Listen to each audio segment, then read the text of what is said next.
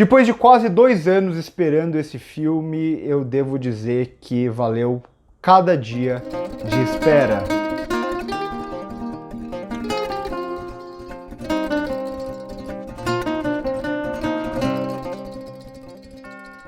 ...007 Sem Tempo para Morrer chegou aos cinemas, o último filme da era Daniel Craig, e eu fiz um especial aqui no canal que eu queria convidar vocês a assistir. Então eu fiz meu top 10 de 007s até o momento, né, porque esse filme provavelmente entraria naquele top 10, eu preciso rever depois, ver como que eu vou reagir a esse filme depois assistindo sem tanta empolgação. E também fiz uma crítica de Skyfall que eu acho que vai me ajudar bastante a falar desse filme aqui. Os dois filmes eles acabam se conversando bastante. Esse é um filme dirigido pelo Cary Fukunaga, diretor de Beasts of No Nation, que está na Netflix, um diretor que parece procurar a sua cara e eu acho que talvez ele consiga encontrar o seu estilo aqui nesse filme. Eu acho que ele faz um trabalho muito bom. Além disso, a gente tem todo o elenco que volta lá de 007 contra Spectre, mais a Lashana Lynch, a Ana de Armas e também o Rami Malek fazendo aqui o vilão, o grande vilão do filme. E é uma sequência direta, é claro, daquele filme, já que a gente tem mais uma vez aqui o James Bond e a personagem da Léa Seydoux começando o filme juntos. Ela tem muito espaço de novo e eu acho que isso faz muito bem. A Léa Seydoux é uma grande atriz e é uma personagem muito interessante. Então, se lá em 007, Operação Skyfall, eu falei que o passado e o presente, ou o passado e o futuro estavam se confrontando e procurando um equilíbrio, aqui a gente vai ter o passado como um peso para o futuro. Então a gente vai ter o tempo, mais uma vez, como o elemento central na trama, e aqui, diferente de lá, o passado ele assombra o futuro, ele não permite que essas personagens avancem, mudem de vida. O passado está sempre ali atormentando. Então os personagens eles estão querendo se desligar do passado, eles estão querendo ir para frente, viver o futuro. A gente vê, por exemplo, o Bond finalmente querendo resolver aquela questão da Vesper que vinha desde o Cassino Royale para poder seguir em frente. Mas o passado sempre impossibilita esses personagens de terem uma vida nova. Então a ameaça aqui vai ser uma ameaça que vem justamente do passado. E por isso eu já gostei muito da primeira cena do filme, que é justamente uma cena filmada quase como se fosse um filme de terror que se passa no passado. É um flashback. Então a gente vê ali já como o filme vai falar justamente sobre isso, sobre esse passado assombrando o futuro. Então a gente vai ser colocado quase como numa última missão. Essa missão precisa ser resolvida para a gente poder esquecer o passado e finalmente viver essa nova vida. Então o filme inteiro ele é todo construído nesse tom de despedida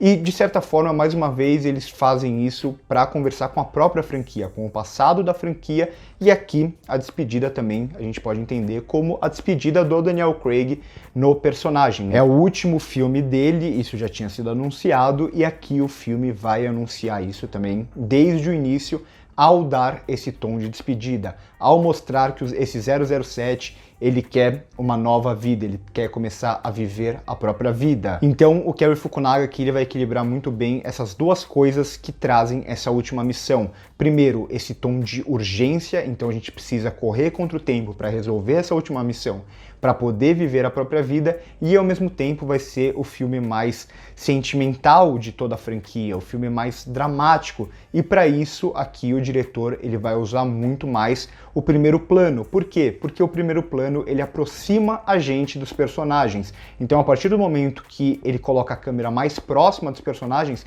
a gente se aproxima também desse sentimento desses personagens. A gente entende um pouco o que eles estão sentindo.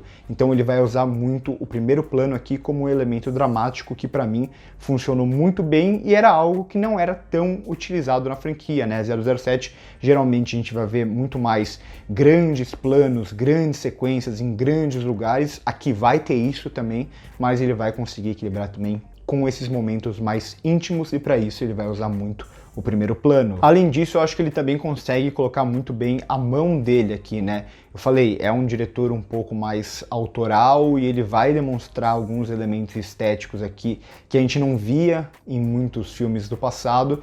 Então a gente vai ter, por exemplo, aqui muito contraluz de novo, que o Sam Mendes usou bastante também lá em Skyfall. A gente vai ter alguns flares dramáticos, né, quando a luz passa pelo personagem, a luz do sol vem e tal.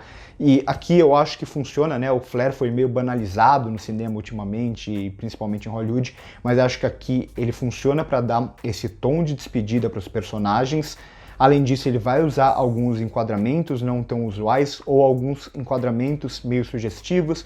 Tem um determinado momento que tem duas personagens conversando, plano e contraplano, até em determinado momento que o plano abre e revela a proximidade daquelas duas personagens ligadas pelo passado. E além disso, claro, como eu disse, o primeiro plano também aqui que vai ser muito utilizado e não deixa de ser um elemento estético que o Cary Fukunaga traz aqui. E isso vai conversar também bastante com aquilo que esse filme é, um filme de um conflito muito mais pessoal. O primeiro plano, ao mesmo tempo, ele aproxima a gente e a gente está vendo um filme que tem um conflito muito mais pessoal, assim como acontecia em Skyfall, que também era um vilão que vinha do passado. A diferença aqui é que, se lá em Skyfall o plano dele era muito mais voltado para uma vingança pessoal, aqui a gente volta a ter aquele vilão um pouco mais megalomaníaco, que quer não dominar o mundo, mas que tem um plano que vai afetar muitas e muitas pessoas. Não vou revelar mais do que isso. Então, de certa forma, nesse sentido, o vilão do Rami Malek, ele é mais aquele vilão tradicional de 007 e não tanto o estilo de vilão que a gente viu com o Silva em Skyfall ou com o Le Chiffre ali em Cassino Royale, ainda que o vilão aqui ele tenha esse desenvolvimento dramático, assim como esses outros dois vilões. E eu gosto muito como o Cary Fukunaga ele consegue lidar com algumas dificuldades aqui muito bem, lidar com muitos personagens, com exceção um pouco da Lashana Lynch, que eu queria ver um pouco mais dela. Eu gosto muito dela, ela tem uma presença muito forte em tela e eu acho que ela poderia ser mais explorada aqui no filme, até porque é mais uma personagem que deve continuar na franquia e espero que isso aconteça. Eu gostei muito dela aqui.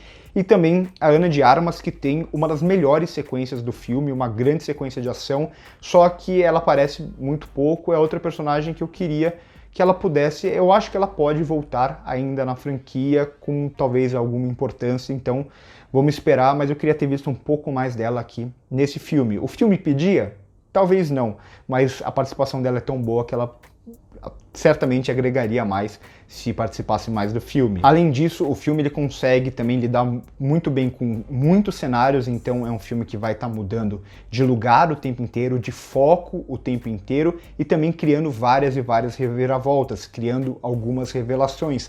Eu acho que o Cary Fukunaga ele consegue fazer isso muito bem. Essas várias mudanças que o filme vai estar se transformando o tempo inteiro, como ele vai conseguir explorar o melhor de cada um desses cenários, então vai ter um determinado momento que eles vão parar ali numa floresta e ele vai conseguir explorar aquele lugar mais escuro e como aqueles elementos da mise-en-scène vão conversar muito também com os elementos do roteiro, os acontecimentos naquele local, como ele vai trabalhar muito bem o som ali, né? Então vai ter personagens afastados, é um lugar muito mais silencioso e o som fora de campo vai ser muito importante. Então eu acho que ele é um diretor aqui que consegue também ir se transformando junto com o filme, com essas várias mudanças que o filme vai ter e ao mesmo tempo ele vai conseguir lidar muito bem com essa progressão narrativa, né? Como o filme ele vai mudar de espaços, ele vai criar reviravoltas, mas ele vai estar sempre andando para frente com um ritmo muito bom e ele vai modular isso, claro, com as sequências de ação, que aqui